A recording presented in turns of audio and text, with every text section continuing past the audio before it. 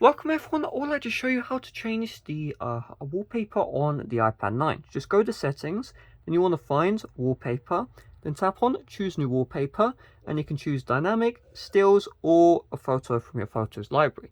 Also, if you go back right here, you can just tap on these and then select that as your wallpaper. So let's say you have a lock screen wallpaper you want to set as your home screen, you can do that nice and easily. So let's just tap on stills and let's select the one we want. So I'll just tap on this one, and you can choose if perspective zoom is on or off. But perspective zoom is just if you like tilt your iPad, it will like do some tilt. So I'm just going to set this off.